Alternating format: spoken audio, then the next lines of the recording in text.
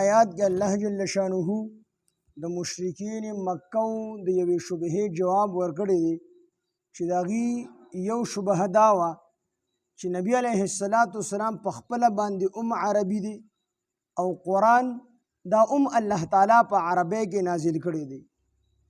نو که دا قرآن شریف په عجمی کې نازل شوی وي نو یو خدا چې په نبی علیه السلام به خلکو اعتراض نه کو چې دا قرآن تا د ځان نه جوړ کړی دی.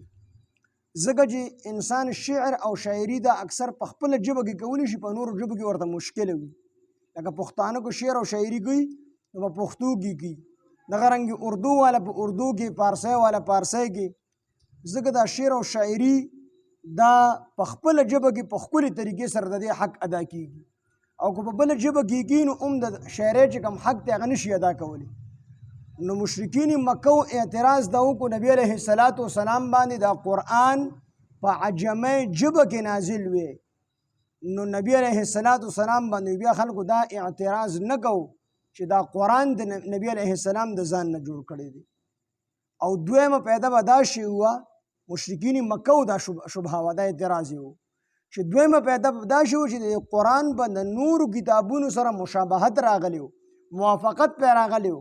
څنګه چې نور کتابونه آسماني دا په عجمی ژبه کې نازل شوي دي، د عربۍ نه علاوه په نورو ژبو کې نازل شوي دي، نو دقه شان دی دا قرآن دا به هم په عجمی ژبه کې نازل شوي د نورو قرآنونو د نورو کتابونو په شان دی، یعنی د نورو کتابونو سره به موافقت او مشابهت راغلی. دا د هغې شبهه وه. نو الله جل شانه د هغې جواب کړی دی. حالانکې روایتو کې راځي چې دا څومره کتابونه دي دا ټول په ټول په عربی ژبه کې نازل شوي دي، په عربی ژبه کې وو. کو تورات و، کو زبور و، کو انجیل. ابن عباس رضی الله عنه فرمایي چې دا په عربی کې وو، خو جبریل علیه السلام به راغی او د وخت په پیغمبر باندې به د هغې قوم په ژبه کې هغه کتاب نازل و. نور اصل کې دا په عربی کې ټول کتابونه څومره چې نازل شوي دي دا اصل کې په عربی کې وو، خو جبریل علیه السلام به راغی نو د هغې قوم به چې کوم پیغمبر او کومه ژبه به یې وه نو هغې کې به ورته اساني و، نو په هغه ژبه کې به ورته کتاب چې کوم دی ورواړو، په هغه ژبه کې به نازل. نور اصل کې دا څومره کتابونه چې دا ټول په عربی ژبه کې دي. او قرآن مجید دا د مخکې نه هم په عربی کې او په هغه عربی کې په نبي علیه السلام باندې نازل. د دې وجې نبي علیه السلام فرمایي تاسو د عربی قدر کوئ، ځکه زه په خپله باندې عربي یم او قرآن دا په عربی کې دی او جنت کې به مو عربي ویلی شي.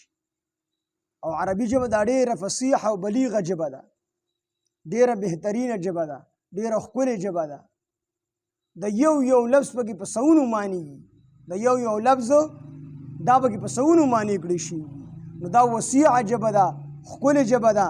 نو الله تعالی دلته جواب ورکو چې زمونږ د دې سره کار نشته دی چې خلک هر څنګه وي، خو موږ د خلکو مزاج ته ګورو چې مخاطب کم خلک وي په هغه ژبه کې قرآن نازل وي.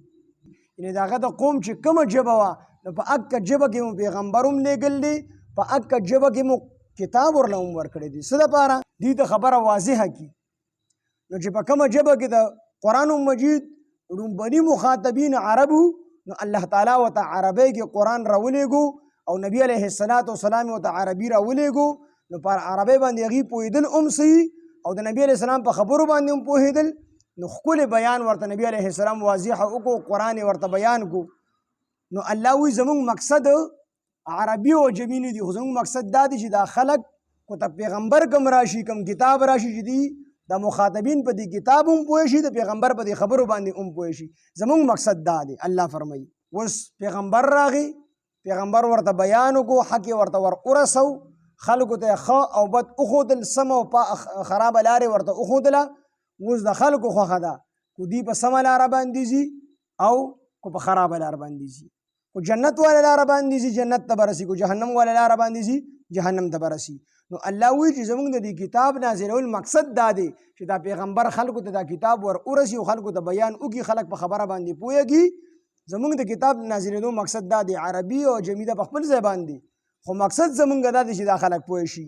نو د قرآن لومبني مخاطبین عربو، د دې وجې نه الله تعالی قرآن عربی کې نازل کړی دی.